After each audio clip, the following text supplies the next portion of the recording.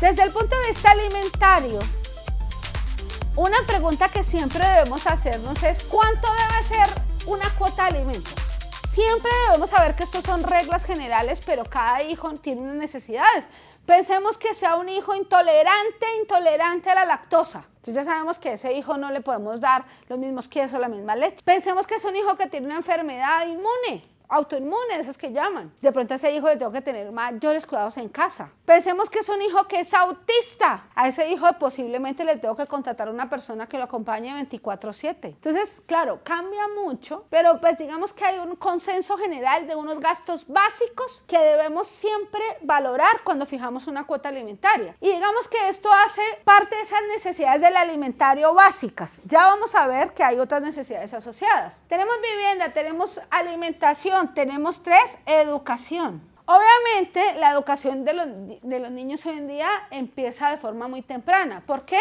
Porque a veces los padres no tienen capacidad para cuidar a los hijos y terminan siendo los jardines infantiles el lugar donde asumen el cuidado. Pero otras veces porque también desde el punto de vista cognitivo, un hijo necesita estimulación temprana, no lo puedo dejar todo el día encerrado, de pronto con una persona que solo le prende el televisor al hijo y el niño ahí expuesto a una pantalla desde muy pequeñito. Entonces, no, que el hijo vaya, se estimule, conozca a otros niños, socialice. Todas esas habilidades de socialización son necesarias para un niño, no es que queramos obligar.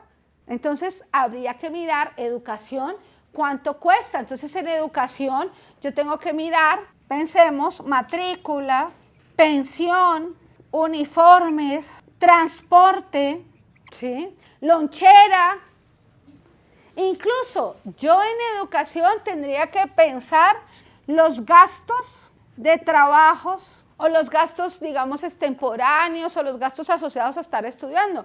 Si a un hijo le ponen un trabajo y tiene que hacer el sistema solar, entonces toca ir a comprar los elementos para hacer el sistema solar. ¿Qué es lo que se suele poner? ¿Qué es lo que se suele poner? Que los gastos extras los asumen los padres 50-50. Ustedes se están dando cuenta de una cosa muy importante y es que en los acuerdos de divorcio o en los acuerdos de fijación de cuota yo debo delimitar lo máximo posible. Por ejemplo, que las excursiones solo se realizarán en caso de que los padres estén 100% de acuerdo y que un padre puede decidir unilateralmente la excursión. Si lo decide ese padre, paga. Hay que saberlo redactar. Por eso les decía, un abogado que se dedica, no sé, a otra área diferente para no discriminar alguna, copia las minutas de internet. Y las minutas de internet no delimitan eso, la experiencia, eso no está en la norma. Ustedes en el consultorio jurídico van y buscan una norma y no la encuentran. La experiencia es la que nos dice hasta qué grado yo lo puedo pactar. Y eso de qué depende también. Es muy importante, Natalia, eso que usted está diciendo, de la pareja que uno elija. Estos son los gastos básicos que tenemos hasta ahí, pero también un tercer gasto, el vestuario y cuidado personal del niño o de la niña. Ese sería el 4, ¿no? El vestuario y el cuidado personal del niño o de la niña. Entonces, estamos con el vestuario y el cuidado personal. Entonces, claro, no es solo que mi papá 2 veces al año me dé una muda de ropa, porque eso dicen las cuotas. Le da 2 o 3 mudas de ropa. ¿Cuándo le da la muda de ropa? Mitad de año, fin de año y cumpleaños. ¿Por qué se ponen normalmente así? Porque es la época en la que la gente suele tener un poquito más de ingreso, porque le pagan su prima a mitad de año, puede comprar una muda de ropa, le pagan su prima de Navidad, puede comprarle la otra, y uno siempre espera que de cumpleaños le regalen algo. Entonces ahí le puede comprar la muda de ropa. Pero resulta que un hijo no solo necesita ropa, mensualmente hay un gasto. O ustedes no tienen que usar desodorante. O, por ejemplo, las damas no tienen que tener ya sus toallas higiénicas, sus tampones, sus cosas de cuidado personal. O el caballero no necesita su máquina de afeitar. Claro, entonces uno tiene que poner un rubro de cuidado personal. Si es un bebé, necesita sus talcos, necesita sus pañales, necesita, la leche pues hace parte de la alimentación, pero necesita su crema antipañalitis. Nosotros necesitamos el jabón. Entonces, a veces la gente no piensa en el cuidado personal o a veces lo incluye en el mercado. a veces se incluye en el mercado, pero yo sí les aconsejo que lo separen. ¿Por qué les aconsejo que lo separen? Porque cada niño o niña tiene sus necesidades. Entonces puede haber un niño alérgico a cierta cosa, puede haber un niño que requiera unas cremas especiales porque su piel es muy delicada. Ya cuando uno está en la universidad, aquí yo veo a todas las damas con su skincare y que su serum, que su pestañina.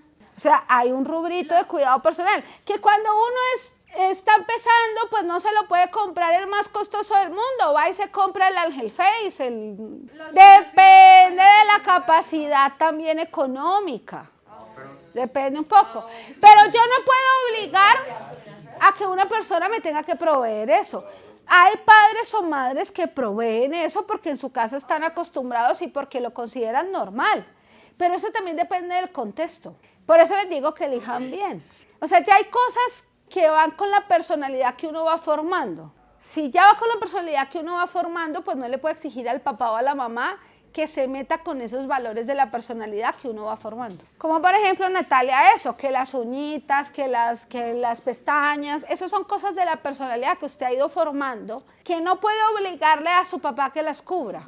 Ahora, hay padres que le generan necesidades a los hijos. Yo tengo amigos o amigas que han decidido que sus hijos tengan un hobby, como por ejemplo el motocross. Entonces eso es costoso, le tienen que comprar la moto, le tienen que comprar los aditamentos, y nos separamos. Y usted le ayudó a formar ese hobby a su hijo, mi hijo pague. Claro, hay gastos que son más costosos. El compañero, que el tenis, bueno, usted le formó a su hijo ese hobby, ¿cómo le va a castigar a su hijo de esa manera quitándole por la separación el hobby? Hay que tratar de mediar. Eso ya hace parte de los alimentos congruos. Aquí estamos en lo necesario, pues un poco para seguir la idea que nos preguntó Natalia acerca de si me tiene que pagar las uñas o no. El hijo también tiene unos gastos de salud. Entonces hay que definir qué padre va a afiliar al hijo a su EPS. Si los padres van a asumir una medicina prepagada, ¿cómo se va a pagar esa medicina prepagada? Hay casos de niños que tienen enfermedades huérfanas o demás que hay que asumir una medicina prepagada, si no sale muy costoso. Entonces, ¿qué padre lo va a afiliar? Casi siempre, así como el gasto de vestuario se suele proveer en especie, hay cosas de vestuario y salud que les recomiendo que pongan en sus acuerdos. ¿Qué cosas? Vestuario, que se elija en talla y estilo con el niño o con la madre si el niño es muy pequeño. O sea, pongan esa previsión de que se elija en talla y estilo con el niño o con la madre si el niño es muy pequeño, porque o si no, el papá va a querer vestir a su hijo como él cree que se debe vestir. Pero si hay que poner que se elija en talla y estilo con el hijo o con la madre, o si no pasa. Yo tengo una cliente que decía, doctora, es que eso es lo que trae, es la ropa que le regalan por allá de los sobrinos que sobró, y eso le trae a mi hija, ¿yo cómo le voy a poner eso? Eso en vestuario, o sea, no se les olvide poner eso en los acuerdos de divorcio, conciliaciones, donde ustedes representen a sus clientes. Hacerlo bien implica delimitar ese tipo de cosas. En salud, lo mejor es que nunca pongan un gasto fijo de salud, sino que establezcan que se asumen un 50% por cada uno de sus padres. En educación, como les dije, dependerá de los acuerdos. Puede ser 100% de la educación, puede ser 60-30, pero también educación póngale en un porcentaje. Yo estoy en contra de las cuotas integrales. ¿Por qué estoy en contra de las cuotas integrales?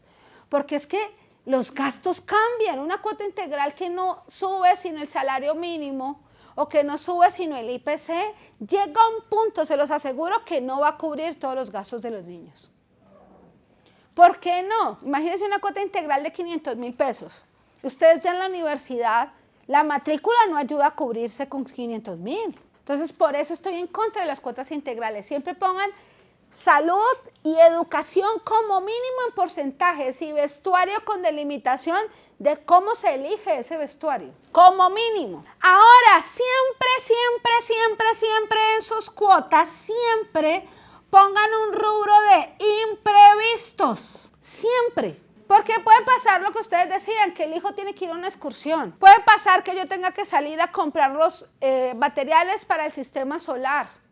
o que yo tenga que comprar materiales para construir un vehículo, un brazo hidráulico, y eso es costoso, de a poco es costoso. Es más, miren, hay un rubro de imprevistos que casi nunca nadie establece que deberían tener en cuenta. Cuando ustedes estaban en el colegio, las fiestas infantiles, ¿qué hacen los padres? Más práctico, van y celebran en el colegio. Mandan invitaciones, se lleva la torta al colegio y los padres pues saben que están invitados al cumpleaños, hay que comprar los regalos.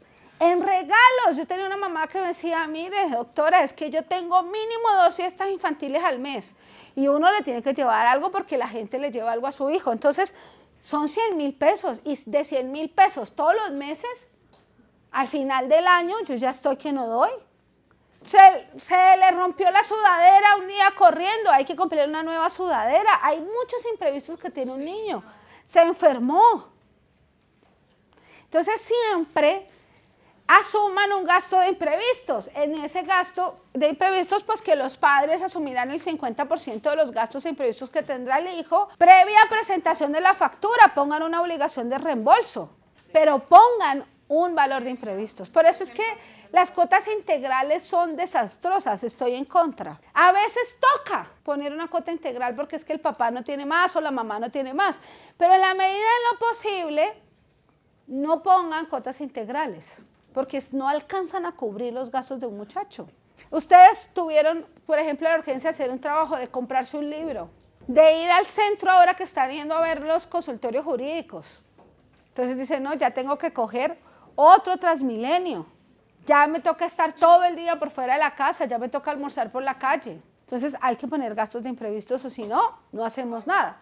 Esto sería lo mínimo, lo básico que tendría una cuota. Ahora sí vamos a los alimentos congruos. Ya los alimentos, acuérdense que decíamos que los alimentos necesarios básicos son los que requiere una persona para vivir de una manera modesta y decente, ¿cierto? Los alimentos congruos, son aquellos que ya me permiten mantener el estatus social al que estoy acostumbrado. Y ya ahí dependerá mucho cuál es el estatus social suyo. Aquí en Colombia nos organizamos por estratos, que estrato 1, que estrato 2, que estrato 3, que estrato 4, pero nosotros no podemos dividir los alimentos congruos en estratos.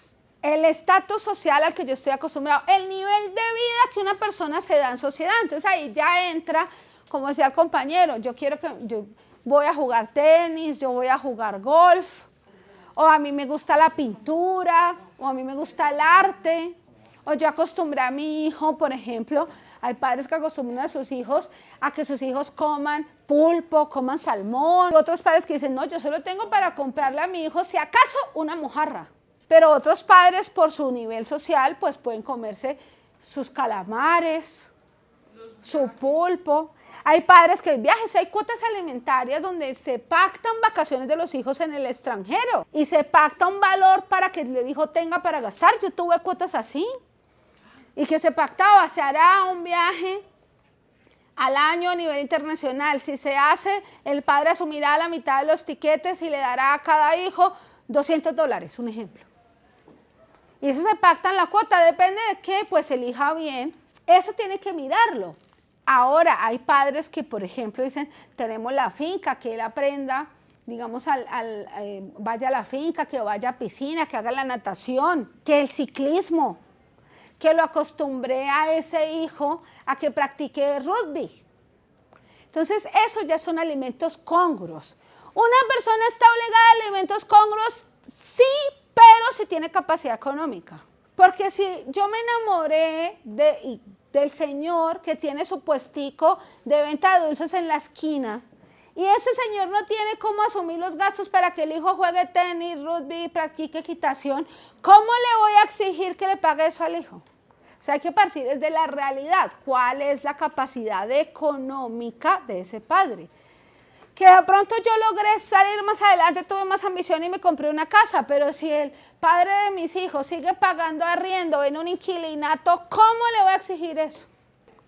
Entonces, hay que dar alimentos congruos, no es una obligación en todos los casos, solo es obligación en los casos en que el padre tiene capacidad económica, pero también que su estilo de vida, el que acostumbró a su hijo, es ese.